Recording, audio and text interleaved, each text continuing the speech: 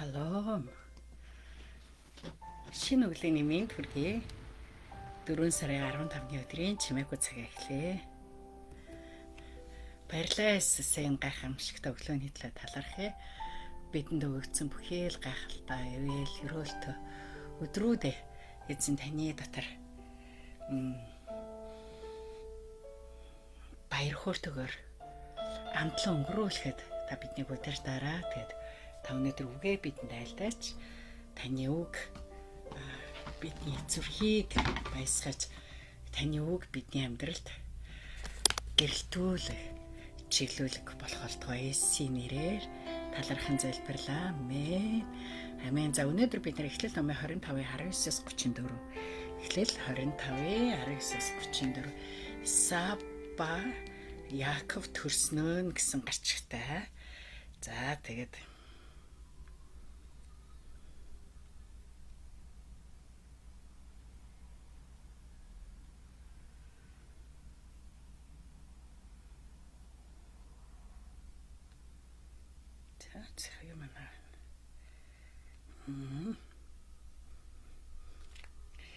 өглөөний минь цэцэг дэрэгчээ.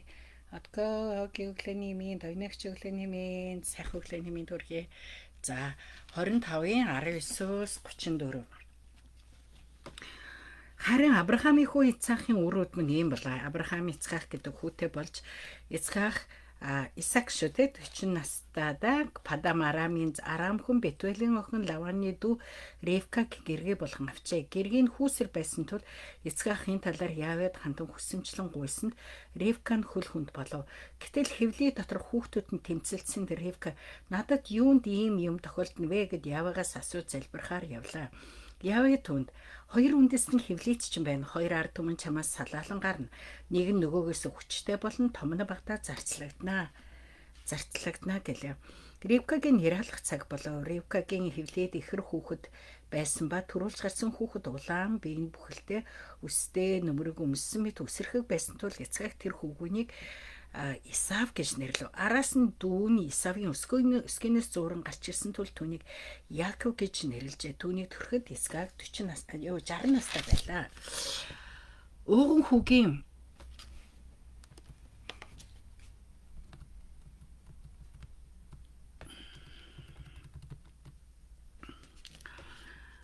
хүүгүүд өсөж ууган хүүгийн эрхийг Яаков Исаваас авав. Хүүгүүд өсөж Исав гарамгаанчин хээр талан ирүүлжээ. Харин Яаков нь байхан гэртээ байж номхон дүлгэн хүн болжээ. Эцэг Ицхаахын Исавын агандаг амтсан учраас Исавыг илүү хайрладаг байсан бол их Ривка Яаковыг илүү хайрладаг байлаа. Нэгэн удаа Яаковыг шүл буцалгаж байтал Исав хээрээс ихэд өлсөж ядран буцаж орж ирв. Исав Яаковд өлсөж өгөх нь над улаан шүлнээс өгөөтгөөч гэжээ. Иймээс Исавыг Эдом гэж дуудах болов. Тэгтэн Яаков тэгвэл ууган хүүгийн эрхээ надад одоо хөчгөлдөө гэсэн Исав би энд өөхөх гэж байхад ууган хүүгийн эрхээр яадаг юм бэ гэв. Яаков тэгвэл одоо надад андгаал гэсэн Исав андгаалж Яаковд ууган хүүгийн эрхээ зарав. Яаков Исавт зармагны шүл бинтээ өгсөн тэрээр идэж уучгаад босож одлоо. Исав инхүү ууган хүү байх эрхээ үл тоомсорлоо.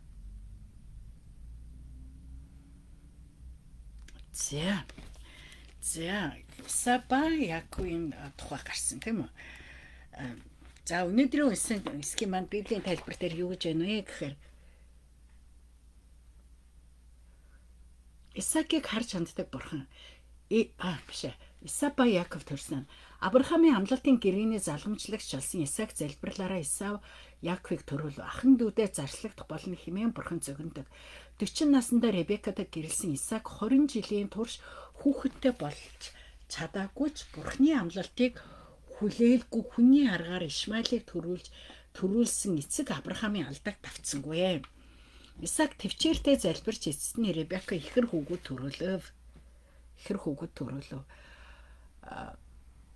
Бурхан Яаковыг гэрээний өвлөгч болгон сонгож Исав Яаков хоёр гадаа төрх зан чанар амьдралын хэв маяг гэх мэт бүх талаараа адилгүй байсан бөгөөд Исаак Ребека хоёр өөрийн хайртай хүүгийн талд орсноор Исав Яаковын зөрчил илүү гүнзгийрсэн. Яаковтай үг сэргэлдэж сүнслэг байдлын хувьд мэрхэн бус Исав аяга шөлөөр ууган хүүгийн эрхээ худалдсанаар асуудал туйлдаг хүрдэг. Исав махан биеийн хэрэгцээнд автаж бурхны амлалтын гэрээ ерөөлийн эрх мэдлийг үл томсорлоо. За хэрэгжүүлээд бурхан гэж юм бэ. Сайн үг үлдэхээс нь ч өмнө нь Яаковыг сонгосон шиг аврагдах боломжгүй биднийг бурхан хүүхдээ болгосон. Үе олонний дундаас биднийг сонгож аварсан бурханы нэгүсэлд би өнөөдөр амьдралын ямар дүр төрхөөр хариу барьж байна вэ? За надад ч сургамж ивэ. Дэлхийн баяр хөөр махан биеийн хэрэгцээгээ дүүрэхийн тулд бурхнаас ирдэг ерөөл амлалтыг хөнгөн бодох нь муухай хэрэг юм а. Бурхны хүүхдийн эрхийн мэдэл эвэлийн чухлыг өмөртүүлэхээр уруу татдаг ямар аягшил надад байна вэ? Замаас сонирхолтой тийм үү? За бидний өнөөдөр уншсан зүйл дээр бурхны амлалт гэдэг бурхан өргөдмийг амласан байгаа тийм ээ. Бурхны амлалт гэдэг өөр удам өсөж үржихтэй газрыг амласан байдаг тийм үү? Газрыг амласан байдаг. Гэтэл яасан байдаг вэ?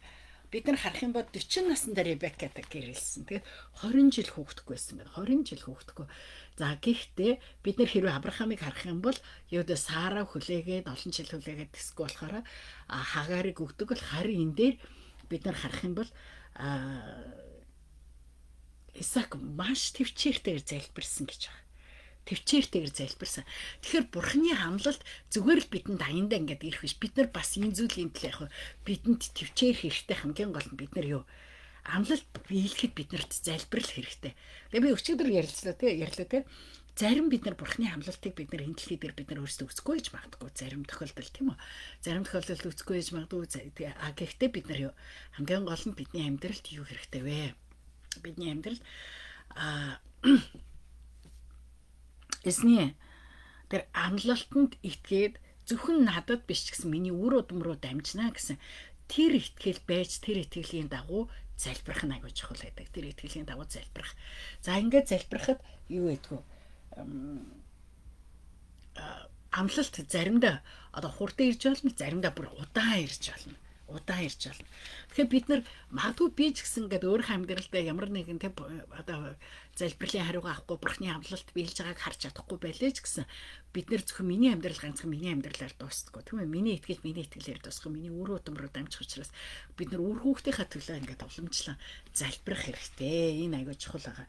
За тэгээд энэ дээр бас юу яаж Ребекка ингээд жирэмсэлсэн. Тэгээд Исаак түүний төлөө залбирсан гэж. За энэ дээр ингээд нөхөр нь хайгуу сайн залбирсан байна тийм үү. Тэгээ эзэн хариулсан. 20 жил залбирсан шүү манайха. Эхнэр Ребеккан жирэмсэлжээ. За тэгээд хүүхдүүд ихнийхээ эвлээ дотор тэмцэлцэн надад яагаад тийм зүйл тохиолдно вэ гэд Ребекка эзнээс асуун залбирахаар одвоо гэд. За ихтгсэн чи эзэн түнд хэвлээ дотор чинь 2 үндэстэн байна. 2 хэр байна гэж хэлж байгаа. Гэтэ тэр 2-ын үндэстэн болно тийм үү. Тэгээд 2 ард түмэн болно. Бүр үндэстэн ард түмэн болно. Тэгээд нэг нь нөгөөс хүчтэй болох болно гэд ингэж хэлсэн байгаа. Тэгээ энэ дээр ингээ мөргөлдөх гэсэн ийм тэмцэлцэн гэсэн ийм үг гарч ирж байгаа. Тэгээ энэ яагаад гэхээр энэ бол угаасаа л нөгөө 2 зан чанартай 2 үндэстэн тэгээд 2 замаар явах учраас тийм үү. Тэдэнд юу ч бурхан тэр хэлж байгаа учраас нөгөө хинхээ хөвлөө дотор тэмцэлцээ. Би уржиг дээр яг нөгөө 2 хүүтэйгээ оройн хоол ядаж сууж байхдаа ярьжсэн байхгүй юу. Нөгөө ингээд бидний үеэс айгу өөр штэ энэ хүүхдүүдтэй одоо ингээд шаарвч эдтийн 6 төлөв. Тэгэхээр ингээд 6-9 штэ манай хоёр чинь тэгэхэд ингээд одоо нөгөө жирэмслтийн тухай асууж байгаа байхгүй жирэмслэл тэгээд хүүхэд яаж хүүхэд ингээ хийвлээд би болдог тухай ингээ ярьж байгаа байхгүй. Тэгээ би нөгөө тэн дээр ингээд миний гизэнд ингээ танаа ээж одоо нөгөө нагц ах чинь байсан. Тэгээд ингээ 2 хүүхэд байсан. Тэгээд нэг хүүхэд ингээ том одоо наац дээр чинь болохоор нэг хүүхэд болохоор ингээ заримдаа хүүхэд ингээ ганцаараа байхдаа ингээ гидсэн дотор унтдаг. Тэгэхээр би дагаад унтаж болдог байсан. Тэгээд 2 их хэрэг хүүхэд байхаар тэгж болдгоо штэ гэд би ярьжсэн байхгүй юу. Тэгээ нэг нь унтахаар нөгөөх нь хөдлөөд идэг. Нөгөөх нь ингээ яг ингээ баруун зүүн талд ингээ мэдрэгддэг 2 хүүхэд. Тэгээд нэг нь унтахаар нэг нь ягаад нэг нь унтахаар нөгөөх нь хөдлөөд ингээ цогсоос айгу хөдөлдөг гэ. Тэгээ нөгөө ингээд өвдөг тохоо мохоо ингээ гар мар ингээ гитснээс төвгээд гараад ирэхээр ингээ би ингээ гэдгээр ингээ барихаар ингээ буцаад татчихдаг. Манай хоёр бүрээс илгээ өчтөл инээс нь тэрийг сонсоод айгуур хийнэгээд байгаа байхгүй. Тэгэхээр ер нь яг ингээ их хүүхд тийм байдаг байхгүй. Ингээ тэрөөс нөгөө нэг хүүхдтэр бол ингээ хүүхд чинь бас ингээ намддаг ч бүр хүүгийн яга чимэг болчоо яга намдчих байна тэр тэгж бодогддаг. А гэтэл хоёр хүүхд бол зүгээр л ерөөсөө л ээлжилдэг тийм байдаг. За шөнө унтсан ч гэсэн ээлжилдэг бүр ийм байнгын юм гээц ерөөсөө хоёр хүүхдтэр байнгын хөдөлгөөнтэй байдаг байхгүй. За тэгэхээр энэ нөгөө нэг энэ дээр хоёр өөр хүн байдаг те хэдийгээр ихэрч гэсэн одоо манай хоёр чинь болохоор бүр хүүснээ өөр те хүүсэнд өөр за тэгэл зан чанар бол үнэхээр өөр зан чанар нь бол айгүй өөр ийм юмуд байдаг. За тэгээд тэгвэл өнөөдөр яг энэ тухай яригдчихээн тийм үү эзэн түнд ингээ хоёр үндэстэн байгаа бүр зүгээр хоёр хүүхэд биш бүр хоёр үндэстэн байна гэд.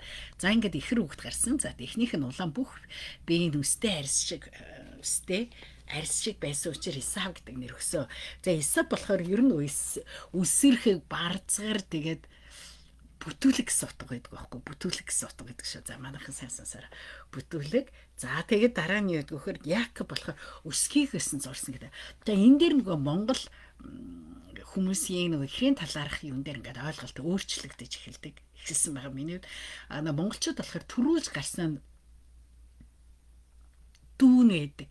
Тэгээд дээрээ байгаа нь ах нь байдаг. Тэгээд төрүүлж гарч нөгөө дүүн гэдэг ахта зай тавьчихдаг гэдэг. Төрүүлж гарсан үгийн дандаа дүү гэдэг. Тэгээд манайх бас яг тэгж бодож явж ирсэн байхгүй юу? Тэгж бодож ирсэн. Тэгээд бас яг тэгж ярьдаг байсан. Тэгээд сүүлд нь харин нөгөө яг Библиэс үзэхэд төрүүлж гарсан ах нь байгаад тэгээд өсгийгээс ураад гараад ирж байгаа дүүн байна гэд яач утсан энэ ороо дээр төрүүлж мэдсэн л ах биш дараа штэ. Монголчууд болохоор эсэргээр нь яхад байдаг байхгүй юу?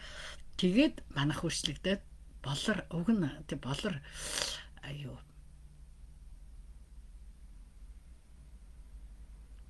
болор юу лээ болор төрүүлж гарсан байхгүй болор төрүүлж гарсан тий тэгээд хичин гэж ингэж явдаг. За ийм болсон. За иймэрхүү тэгээд энэ тэгэхээр Яаков болохоор өсгийгээс сурч гарч ирсэн. За хүүгүүд өсөж Исав гарамгаа анчин хээр талын ир Яаков нь майхандаа судаг номхон төлөв хүн байж. За өнөөдөр ялангуяа онцгойлон би 27 дугаар ишлэлийг онцгойл харж байгаа. Энэ дээр юу гэхээр Яаков нь майхандаа судаг номхон төлөв хүн байж. Хүүгүүд нөсөөд Исав гарамгаа дайчин хээр талын ир Яаков нь майхандаа судаг номхон төлөв хүн байж. За майхандаа суудаг гэдэг үг нь зүгээр л нөгөө өдөржингэрдээ майхандаа суудаг гэсэн ийм утга байдаггүй байхгүй юу? Майхандаа суудаг гэдэг хүнийг юу гэж хэлдэг вэ гэхээр судалдаг, боддог тэг ийм хүн гэж яадаг байхгүй. Тэгэхээр нөгөө нэг өөрөөр хэлбэл айгүй тийм дотоод хүн юмыг маш нарийн гүн судалдаг. Тэгэхээр нөгөө нэг тухайн үед юу гэхээр Бурхны тухай судалдаг. Одоо нөгөө юугаар бол сүлдээ раби болон багш нар тийм те хулийн багш нар ийм тураг судалдаг хүмүүсийг майханд суудаг гэж үздэг байхгүй. За бид нар майханд суух тухай хоёр ойлголтын тухай суралцсан шүү. Нэгдүгээр нь болохоор Сарагийн майханд суулгасан гэж хэлсэн тийм үү? Сарагийн майханд урчигтөр үслөө. Сарагийн майханд сууна гэдг нь юу хэлж байгаа вэ гэхээр Сарад өгсөн хөрөөлөд Ребекараа шилжсэн гэж. Тэгээ шилжсэн тэр айгүй сонирхолтой бас та нар хардаа Сара, Ребека хоёрыг хоёулангийн тэр хоёрын нөхрүүдийг Тэнгэрийн одод мэд үр хүүхэдтэй олон өсөж үрчин гэж хэлсэн ирнэ. Энэ хоёр эмэгтэй хоёулаа үр хүүхэдтэй болохын тулд залбирсан байгааз. Үр хүүхэдтэй болохын тулд удаан хугацаар хүлээсэн байх. За тэгээд Сара тэг ер нь бол нэг л хүүхэд гаргасан шүү дээ. Нэг л хүүхэд гаргангуут л түүнийг юу гэж бүх үндэсний их гэж хэлсэн. Түүний үр удам нь тэгж өсч урчин гэж хэлсэн. Сара өөрөө олон хүүхдийг үзээгүй тийм үү? Тэгээд тэгвэл Ребекаг харах юм бол Ребека яасан байна? Ребека 20 жилийн турш мэдээж эрэг өөрөө зөндөө залбирсан байгаа. Тэгээ сүүлдээ нөхөр нь залбираад ингээд 20 жилийн турш юм юу болсон байна. За тэгээд тэр нөгөө хоёр үндэстэн дотор ингээ гидсэн дотор нь яаж байгаа гэдэг. Эндээс бид нар ер нь нөгөө нэг юуны теологийн тайлбар дээр юу гэж яддаг вэ гэхээр нөгөө Яаков бол үнэхээр бурхантай ойр нэгэн байсан. Тэгээд Ребека ч гэсэн нөгөө бид нэр Ребекагийн зан чанарыг мэдэн штэ тэр бурхны хүслийг шууд дагдаг нэг юм байсан. Тэгээд тэр хэрээр юу байсан бахна. Ребека тэр нөгөө бурханлаг хүү, сүнслэг хүү тэрэндээ хайртай байжээ. За тэгэхээр нэг гидсэн дотор зөрчилдөд байна гэдэг тэмцэлтэй байна гэдэг чинь Ребекагийн бие дотор махан бие болон сүнсний зөвлөлт зөрчилдөд байна за гэсэн. За Исав гарамгай чи хээр талын ирэхээр ерөөсөө нэг гадуур явж яддаг те ийм нэгэн байгаа байхгүй. Тэр хээр талын анчин ам барил нэг гэр бүлээ хооллох гэхээс илүү тэрэндээ өөрөө дуртай хоббито өөрийнхөө сонирхлынхаа дагуу гадуур явж яддаг ийм гадна хүн Якоб болохоор дотор хүн ийм байна. За тэгээ тийм ч учраас Якоб шил буцалгаж ирээд Исав тэгээд хамгийн сонирхолтой нь 28 дээр Исавын агнас ангийн махан дуртай учраас Исавтай хайртай. Би энийг ерөөсөн бас яг тэг онцолж харж байгаагүй юм билээ. Тэгээд ангийн махан дуртай учраас Исавтай хайртай байна. Тэгэхээр ингээд хүмүүс зүгээр л би байгаагаар нь хайртай биш тийм үү? Үр хүүхдээ хүртэл хайрлахтай. Энэ нь хөөрхөн учраас хайртай. Энэ нь авьяастай учраас хайртай. Эсрэг ярэ эсвэл энэ маань хамгийн суул дараа юм учраас хайртай. Энэ маань айгу ядруу юм учраас хайртай гэдэг ч юм уу. Ингэж нөгөө эцэг эхчүүд ялварладаг. Гэтэ тэр нь өөрийнх нь одоо нэг зүрхний хүсэл өөрийнх нь хүсэл сонирхолтой айгу холбоотой байдаг гэдгийг харж байна. За тэгээд ингээд Исав хамгийн том алдаа амьдралдаа хийсэн тэрний үхээр нэгдүгээрт тэр нэг гадуур явдаг байсан учраас тэр өөрийнхөө хүсэлд махан биеийн хүслээ дагаж явдаг гэсэн. Тэгээд тийж явж ирээд ядарсан. Ер нь нөгөө махан биеийн хүслийг дагах юм бол үнэхээр ядардаг. Тэгээд ядраад ирэхээр бурхны тэм сүнслэг зүйлүүдийг заримдаа яддаг алддаг байгаа. Исав яг энэ зүйл хийсэн. Тэгэхээр бидний амьдралд нөгөө нэг айгүй баланс айгүй чухал байдаг. Өвдөхгүй байх, хит ядрахгүй байх айгүй чухал байдаг тий. Ийм байгаа. За тэгээд нэг ууган хүү байх эрхээ. За ууган хүү байх эрх гэдэг нь хамгийн түрүүнд нэгдүгээр эд хөрөнгийн ихэнхийг авдаг. Тэг хамгийн гол нь сүнслэг юу байдаг? Сүнслэг хамгийн хөрөөлийг авдаг ууган хүү бол сүнслэг хөрөөлийг авдаг ийм байдаг. Тэгэхээр энийгээ тэр алдсан гэсэн үг тийм үү? Энийг алдчихж байгаа гэсэн айгүй харамсалтай. Тэгээд дээр нь хамгийн гол нь Авраамийн амлалтыг өвлөх хэрэг байдаг. Авраамийн амлалтыг. Тэгэхээр тэр төрөнгөө шалцсан гэсэн үг, гэр бүлийн сүнслэг тэргүүн байхаа шалцсан гэсэн үг. Тэгээд хамгийн гол нь Авраамийн амлалтыг өвлөх хэрхийг алдсан. Тийм учраас Авраам, Исаак, Яков гэж байдаг. Тэгээд хэрвээ Исав юуны дагуу байсан бол одоо ууган хүүгийн хувьд тэр юуг маш хулчиж байсан бол ууган хүү байгаад Авраамийн амлалтын эрхийг авсан бол Библийн нэр нөгөө Эхлэл номны 3 чухал хүний нэр өөрчлөгдөх байсан баг тийм. Авраам, Яаков, Исав гэж өөрчлөгдөх байсан баг. Гэтэл тэр ууган хүү байх эрхээ бүр дорд үтсэн баг тийм үү? Дорд үзээд бүр тангарлсан баг. Ууган хүү байх эрх надад ямар ашигтай гэж яриад тэгээд энэ хэдэн сар 4 сар или 5 сар болдгийм нэг юм улаан нэг юуны шашны өдөр байдаг байхгүй Солонгост ийм улаан шаш одоо Солонгост нэг тийм одоо нэг тийм улирал эхэлж байгаа учраас одоо биеинд нэг чухалч гэдэг юм уу тийм маягаар ингээ иддэг яг сонгож иддэг хоолууд байдаг байхгүй яг Монголд болохоор одоо би яс хэлж мэдэхгүй нэ яг улиралдаа тааруулаад гэхээр мэдэхгүй нэ гэхдээ жишээлбэл одоо монгол хүмүүс юу гэж одоо нөгөө хавар хоньлаад уурах гэдэг ч юм уу эсвэл нөгөө нэг далийн ганцсан эцэгч гэдэг юм дээ хавар яадаг ийм юунууд байдагтай адилхан хавар тэр нэг улаан буурцгийн шүл Солонгост иддэг байхгүй юу. Тэгээ тэр өдөр хэдчихээс нөгөө энэ хаврын ядаргаа яадна гэх ямар нэг борооч юу нэг юм яриад байдаг. Тэгээд бас одоо болцсон урд нь болохоор нөгөө яг зуны халуун эхлэхээс өмнө нохоо мах иддэг байсан. 7 хоногийн зайтаагаар 2-3 удаа нохооны шүлэг тийм бол зун хасгаардаг ч гэдэг юм ийм нэг уушиг гэмтдэггүй далайн ирээд ирдэг учраас тийм ийм зүйлүүд байдаг. За тэгэхээр ингээд энэ улаан шүлөө тэр алдцаа. Улаан шүлнээс бол маш чухал ингээд яадаг. Тэгэхээр заримдаа бид нэр ийм зүйл бидний амьдралд харагддаг тийм үү? Юу гэхээр ингээд хүмүүс бурхан бүр ингээд эцэс төгсгөлгүй мөнхийн ивэлийг өгөх гээд ахт хүмүүс 1-2 ивэл авал алга болчихдаг тийм 1-2 жил ивэл авал алга болчихдаг. Тэгвэл бурхан биднийг яадаг гэж үздэг. За тэгвэл Исавар юу илэрхийлдэг вэ? Байнга ивэх өсдөг бурхан шүү дээ тийм. Исавар одоогийн үлсгэлэнгээс болоод ирээдүйн бурхны амлалтыг алдчихж гэнэ үү? Эсвэл төр зүрийн хэрэгцээнээс болоод мөнхийн үнцнийг алдчихж гэнэ үү? Эсвэл махан биеийн хүслээ одоо дагснаас болоод сүнсний хараагаа алдчихж гэнэ үү? Эсвэл бурхныг үл тамсарснаа Бурхны амлалтыг алдж байна уу? За ийм зүйлүүдийг бид нар харж байна. За та юу ойлгов, юу мэдрүү, юу амьдралдаа хэрэгжүүлэх вэ?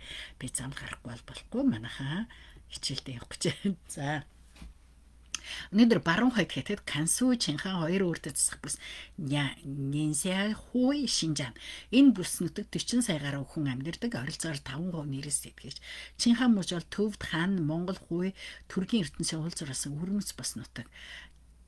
Чинхаг хаан хэдтэн бүх мужуудаас хамгийн олон үндэстэн цонх хүн амтаа.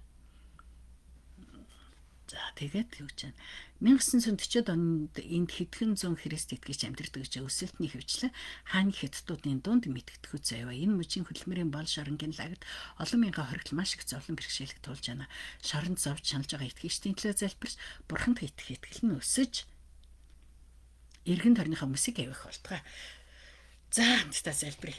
Эзэн минь өнөөдөр өвгийн төлөө үнэхээр баярлалаа. Бид нар Яков шиг баймар байна. Бид амлалтыг өвлөн авах эрхийн төлөө бид амлалт биелэхэд залбирдаг баймар байна. Тэгэд эзэн минь бид нар Бурхны сонголт тэнд үнэхээр үргэлж энэ сонголтын дотор алхаж Бурхнаас бидэнд өгсөн тэр ерөөлийг авахыг хүсэж байна. Бид бас эзний үгийг суралцдаг, судалдаг, майханд суугчд байхыг хүсэж байна. Бид Яков шиг үнэхээр ерөөлийн нэг байхыг хүсэж байна. Тэгээ бидний эвэл ерөөлийг энэ амлалтын эрхийг авахд саад болдог аяг шүлэнд бид хуурдагдах биш харин үнэхээр Бурхны амлалтын дагуу бид алхаж сурахад эзэн биднийг удирдаарай. Хаваа бид хятад улсын төлөө баруун хойд хэдтийн төлөө залбирч байна. Кансу Чинхан Нинсяй Хуй Шинжаан энэ газар нутгийн төлөө залбирч байна. Энэ ард түмэн дээр Бурханд итгэх итгэлийн хүмүүс улам илүү өсөх болтугай. Тэгэхээр хөдөлмөрийн лагерт зовж байгаа тэр хүмүүсийн эзэн та чөлөөлтийг, эдгэрлийг, хамгаалтыг та буулгаж өгөрөө. Бид Иесус Христийн нэрээр баруун хойд хэдтийг ерөөж байна. Бид Иесус Христийн нэрээр бид Израилийг ерөөж байна. Бид Иесус Христийн нэрээр бид Афганистан, хойд Солонгос, Монгол улсаа танд өргөж байна. Энэ өдрөө өргөж байна. Чимээгүй цагийн группийнхаа бүхий л итгэлийн ах эгч дүүсээ өрөөж байна. Тэдний пасторуу, тэдний гэр бүл, тэдний үр удмыг Иесусийн нэрээр өрөөж байна. Иесусийн нэрээр залбирлаа. Амен. Тунхаглах ишлэл. Эзний уулууд хэн авирч болох вэ? Ариун газарт нь хэн зогсож болох вэ? Цэвэр гарт ариун зүрхтэй хуурамг хосон сэтгэлээ өргөөгүй худал тангараг тавиагүй нь буюу тэрээр эснээс ерөөлийг авралынхаа Бурхнаас зөвхт байдлыг хүртэх болно. Дуулал 24-ийн 3-5.